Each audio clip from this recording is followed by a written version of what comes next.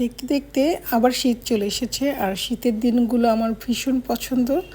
তো আজ যাচ্ছি আমরা বিকেল 4টা বাজে শপিংয়ে। আজ যাব গাউসিয়া নিউ মার্কেটে শপিং করতে।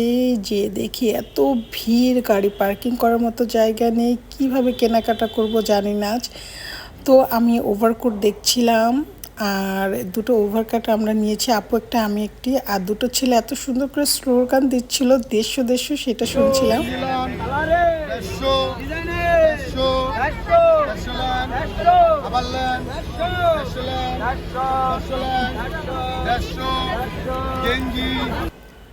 এই তো আমি চলে এসেছি এখন নিউ মার্কেটে। কার্পেট দরকার, কার্পেট কিনবো, তো দুটো কার্পেট খুব প্রয়োজন, যার কারণে 2-3টি দোকান ঘুরে আমরা দুটো কার্পেট নিয়েছিলাম। আপুর একটা দরকার ছিল খয়েরি কালার, ওর লাগবেই, তো পেয়ে গেছি আমরা খয়েরি কালার, এই কার্পেটটা নিয়েছি আমরা।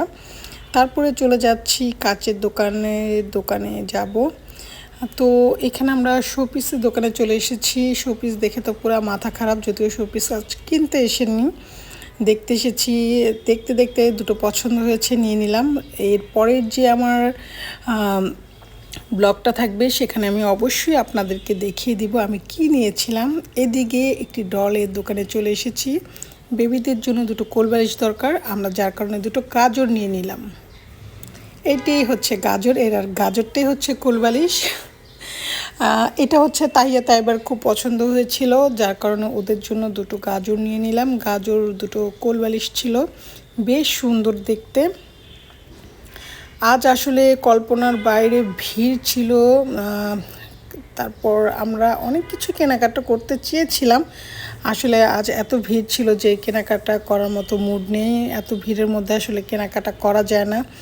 আর নিউ মার্কেট গাউসিয়া না গেলে আসলে মনে হয় না যে শপিং করেছি। এক জায়গার মধ্যে সব ধরনের জিনিস পাওয়া যায়।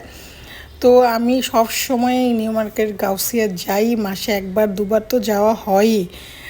তো কেনাকাটা শেষ করে যখন বাসায় যাচ্ছিলাম তখন দেখলাম যে শেরওয়ানির দোকানগুলোতেও ভীষণ ভিড়, যেহেতু শীতের এসেছে, বিয়ের মৌসুম, তো অনেক কেনাকাটা করছে শেরওয়ানির দোকানগুলোতে। এই তো আমরা হচ্ছে মিন্টু রোড হয়ে এখন যাচ্ছি বাসার দিকে।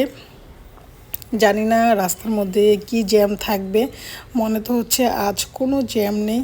তো আজকের ব্লগটা আমার কেমন লেগেছে অবশ্যই সবাই জানাবেন। যদি ভালো লেগে থাকে তাহলে অবশ্যই একটি লাইক, কমেন্ট, শেয়ার করে পাশে থাকবেন। ভালো লাগলে অবশ্যই আমার এই ব্লগটি শেয়ার করে দিবেন, আর কেমন লেগেছে অবশ্যই কমেন্টে জানাবেন। আল্লাহ হাফিজ, সবাই ভালো থাকবেন, সুস্থ থাকবেন।